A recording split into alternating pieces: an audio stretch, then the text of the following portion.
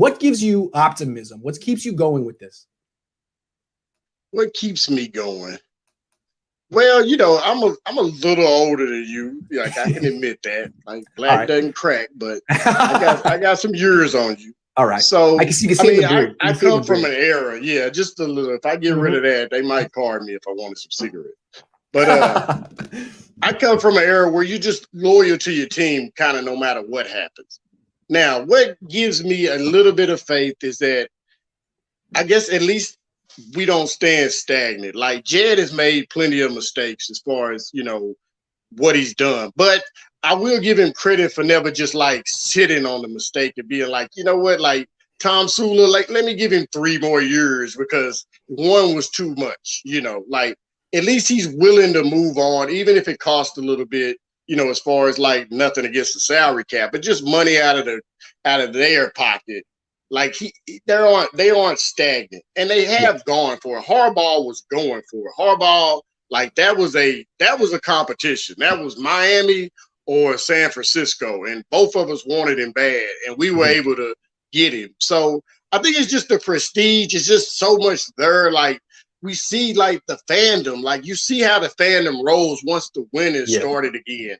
Like it's out there. It's all over the country, and I mean, like I don't find it much better to be than a 49ers fan. Now, I think I would take where we are as opposed to the Cowboys because that's a lot of losing and never being close. But that's a very big fan base like, too. I'm not gonna lie. Yeah. I mean, until Kaepernick and that squad, like we had never known loss in the final game. Like if we got to the Super Bowl, we won the Super. Like that was part of that hurt as much as losing. Like losing that. We were the only team, people don't know, we were the only team that were perfect in the Super Bowl. Other teams that lost 1 or 2, something. We had 5, and we were 5 for 5, like Jordan almost. Like I was looking for that 6 times, 6 rings. And I mean, that hurt a little bit. So the fact that we have done those things, the fact that we've been buried and come back, like I guess that's what gives me hope for the future is that we just don't quit. Like we're not going to just be okay with mediocrity. But a big part of the reason you're a 49ers fan is that you love the 49ers fan base as much as you love the 49ers franchise.